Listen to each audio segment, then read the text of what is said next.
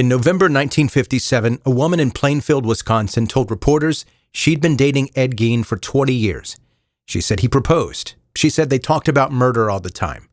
2 weeks later, she changed her story, said almost none of that was true. So what was real? If you've watched the Netflix series Monsters about Ed Gein and you're wondering, who is Adeline Watkins? Was she really his girlfriend? How much of the story that we saw is made up? And how much is real? This episode is going to clear it up.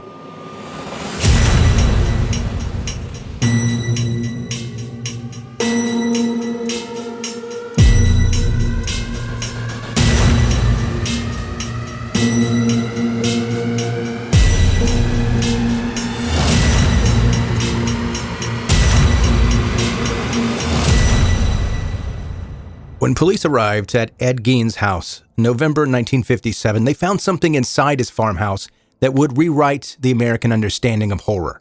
Human remains turned into household objects.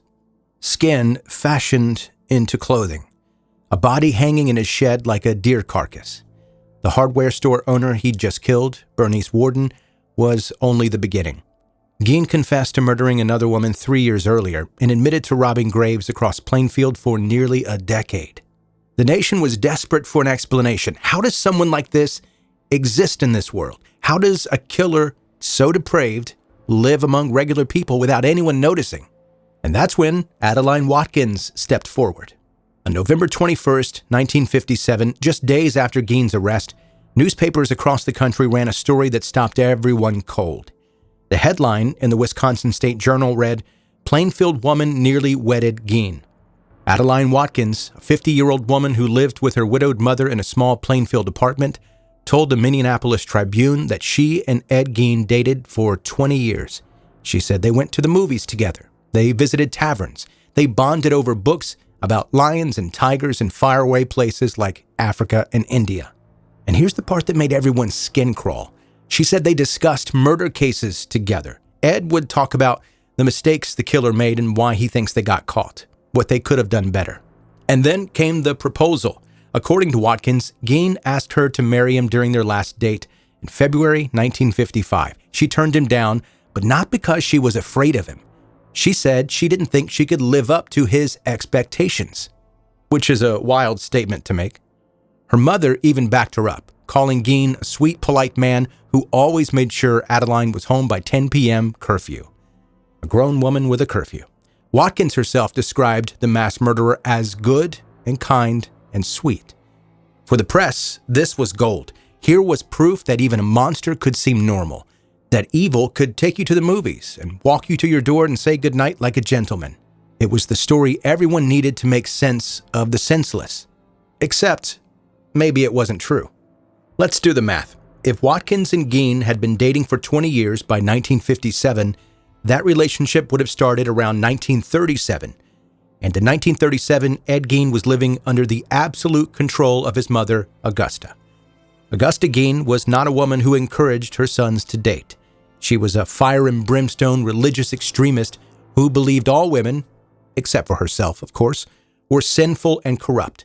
She forbade both Ed and his brother Henry from having any romantic relationships. And Ed obeyed. Everything in his life revolved around pleasing his mother. When Henry once mentioned the possibility of moving out to be with a woman, Ed flew into a rage. The idea of defying their mother was unthinkable to Ed. So the notion that Ed Gein carried out a public 20-year courtship while his mother was still alive? Psychologically, pretty impossible. Historically, impossible. The timeline doesn't work for this.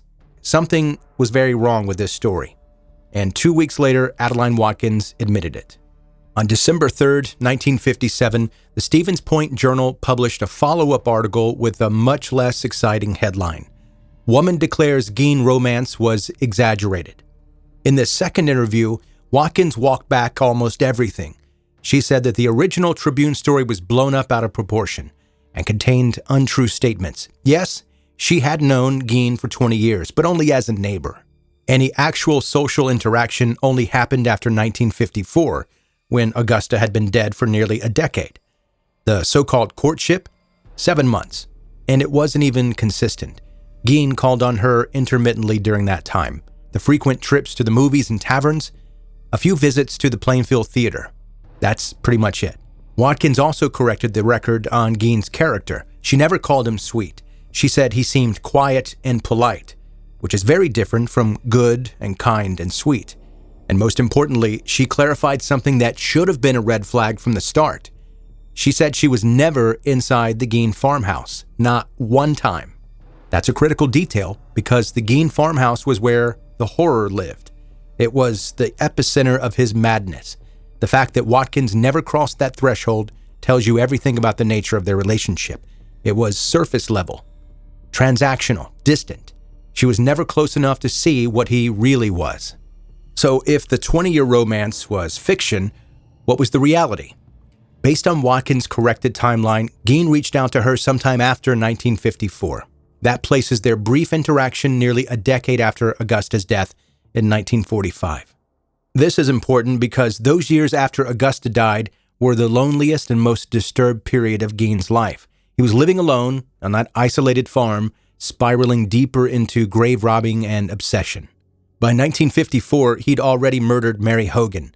His crimes were escalating, and yet, during this time, he made what appears to be his only adult attempt at genuine human connection. That's what makes this so unsettling.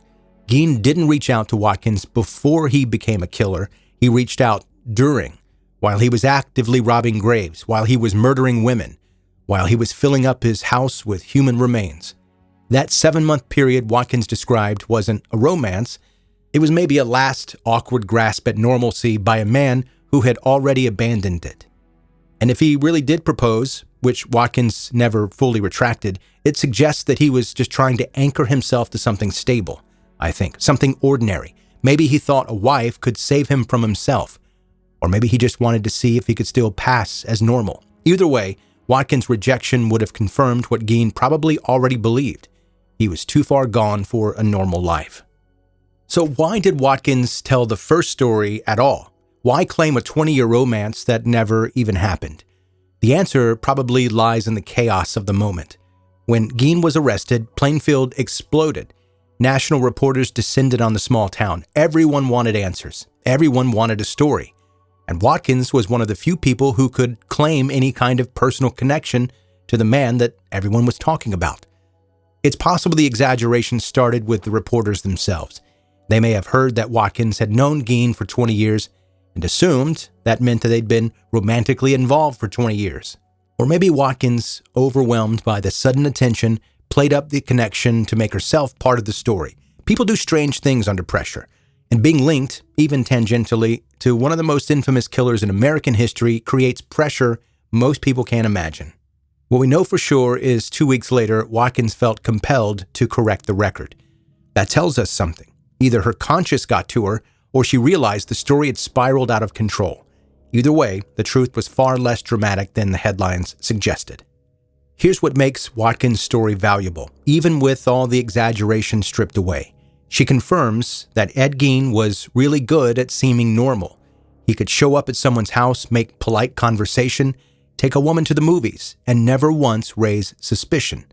Watkins described him as quiet and polite. Her mother approved of him. He respected curfews. He was, by all outward appearances, harmless. That's how he got away with it for so long. Gein's horror was entirely internal and entirely hidden. His public persona was so effective that even the woman who spent the most time with him during his killing years never suspected a thing. She never felt unsafe. She was never invited into the farmhouse where the evidence of his crimes was stacked in plain view. He kept those worlds completely separate. And that's the real takeaway from Adeline Watkins. She wasn't Gein's girlfriend, necessarily. She wasn't his confidant. She was the proof that monsters don't always look like monsters. They look like the quiet guy who asks you to the movies, the polite neighbor who waves hello, the man who makes sure you're home by 10. Watkins was close enough to become part of the story, but she was never close enough to see the truth. And in a way, that's the most terrifying part of all.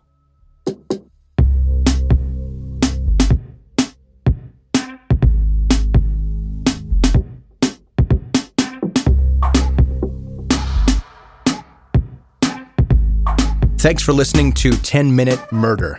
bingeable true crime stories. My name is Joe. I'm the host. And if you're a new listener to the podcast, welcome in. Make sure you hit subscribe. Go to 10minutemurder.com if you want to catch up with everything that's going on with the podcast, or to reach out, send me an email. You can do that there. Here's one of those emails. Hey, Joe, I started listening to your podcast a little over 2 months ago.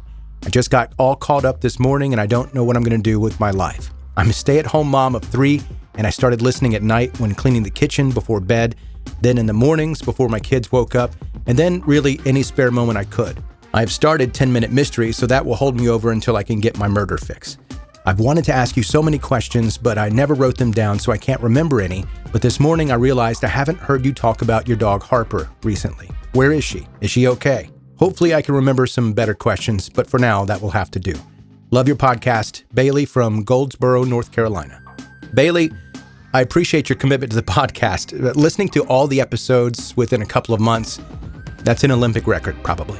I really do appreciate it. And to answer your question, I haven't talked about Harper, my dog, in a couple of years because she passed away. I had a pretty tough time with it, and I just didn't mention it here because, frankly, I didn't want to talk about it. But we're a couple years now after the fact, and I can say it without crying now. Okay, that's going to do it. That's your episode for today. Again, thank you so much for listening to 10 Minute Murder, and I'll see you again next time.